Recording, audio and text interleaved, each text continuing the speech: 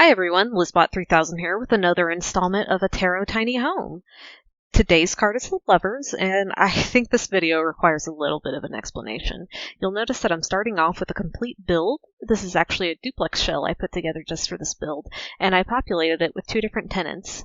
On the left side, the tenant has a bit of a gothy theme to them. Most of their belongings are black, and they're a little bit more on the ornate or maybe extra side. On the right side, the tenant has a very dreamy aesthetic. Lots of whites, pinks, purples, blues, very much inspired by clouds. So, like actual renters, this duplex apartment came with walls, doors, appliances, a bathroom, all of that jazz. I really wanted to evoke the feeling of a temporary tenant, one who comes with their own bed, furniture, and decorations. And Lord knows I've been a tenant enough times in enough different places to know what this feels like. My story I made up for these two tenants is that after they started renting this duplex, they met and really hit it off. Maybe they fell in love, maybe they just became really close friends. Whatever the reason, they came into a little bit of money and actually bought the duplex they were renting and decided to renovate it into a single family home. So as you see here, I'm moving all their stuff out into the backyard.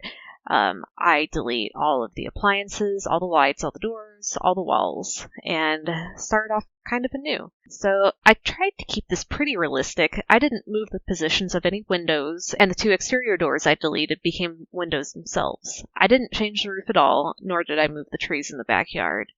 Pretty much everything else is fair game, though. I do change the color of the exterior from a blue to a grayish color. Anyway, let me back up a bit. As I said earlier, this is the next Tarot Tiny Home video, and this is for the 7th card of the Major Arcana, the Lovers. There's a couple different levels of meanings to this card. The first is the obvious one, traditional, passionate, pure love. It also represents two people who are willing to be completely open and honest with each other, whose bond is all the stronger for it. And another way to interpret this card is that it represents the merging of two forces, the idea that two discrete opposite parts can be combined into a unified and harmonious whole. My first instinct when planning this build was to do a tiny home for a newlywed couple, and maybe even one that's completely geared towards woohooing. You know, like all the different ways that two people can woohoo in The Sims, so not just, the bed, but a shower, and maybe a woohoo bush, and a closet, all the good stuff. You know, if you're playing The Sims, you know all the good ones. I decided that was too obvious and too easy, of course, so I decided to go a different route. So I went with the meaning of the cards that related to two different people being combined into one, so I went with two different aesthetics. Thus, the dreamy aesthetic and the gothic aesthetic being merged into one harmonious aesthetic.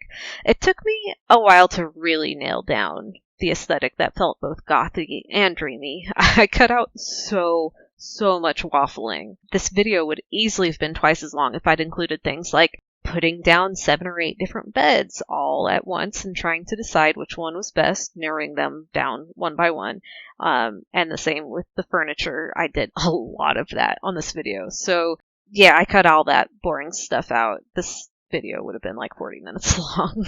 So the feeling I kind of ended up with was something like stormy, which is a combination of the happy fluffy clouds of dreamy with the dark heaviness of the goth aesthetic.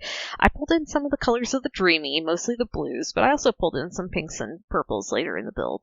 And I darkened them down a little bit, desaturated them a bit, and put them with the blacks and the grays of the goth. I didn't want to make it depressing or scary, but I wanted more of like the coziness of a summer storm where you're sitting on a couch reading a book, and you can see out the window behind you the summer storm that's rolling in. If you're unfamiliar with tiny houses in The Sims 4, Tiny Living is an expansion pack that adds the concept of tiny homes to the game and gives you bonuses to the gameplay based on how small of a house you build. The biggest of the tiny house designations is called a small home, and it's where the footprint of the house is 100 tiles or fewer. The bonuses you get from this size of home are having generally happier residents and having lower bills. If you can make smaller homes in this one, you get some pretty powerful buffs, but 100 tiles is honestly about the smallest I could do for this whole concept and still make it seem believable. Have I made tiny homes for more than one person? Sure. But it was really hard to make 2 of everything. 2 bedrooms, 2 bathrooms, 2 kitchens, 2 living rooms, completely separate. and get it under the next smallest category, which is 64 tiles or fewer. So if I have to go with a small home, I might as well use all 100 tiles if I have to. And you can see here that I did. I absolutely changed it and expanded the porches to make it exactly 100 tiles. So I know I've made some pretty arbitrary decisions over the course of these builds. Some I've decided to stick closer to the meaning of the cards. Some I've been more literal, and some I've kind of strayed further away from what the tarot card generally means. I don't really have any defense for that. I'm just building what makes me happy with the rough constraints I've given myself. I'd also love to do more builds in 1 week, but I work a full-time job back in the real world, so between that and all of the wonderfulness that comes with living with chronic pain, really 1 video a week is what is sustainable for me. I am so jealous of the content creators out here on YouTube who are able to make a living off of making videos of speed builds. That's like the dream. Anyway, if you want to download this house for yourself, it's on the EA gallery under my handle Lizbot3000. It's called the Lover's Tiny Duplex. It ends up costing $51,427 simoleons and has absolutely no pack restraints whatsoever. If you look at the packs on the gallery, it's almost embarrassing how many packs I use for such a small, tiny, plain build. I looked at the final count and I was just like, oh my gosh, I think there's only 1 or 2 here that I don't currently own. And I wish, like the previous ones, I could say, oh, well, if you don't have X, Y, or Z, that's fine. This one is mostly ABC build. No, this comes from everything. There is everything, one of everything in this pack. You'll see me throughout the build pulling off various items from the backyard into the build itself. I wanted to, again, in the name of making this believable, if 2 people move in together, they don't just throw out all their stuff and get completely new everything. So I kept all their belongings and tried to pull from those as often as possible rather than buying all new everything. So a lot of the decor, pictures, the lamps, the the jewelry, all of that, I really wanted it to retain the personalities of the original owner and not just a completely new set of everything. So here you can see me working on the living room a little bit.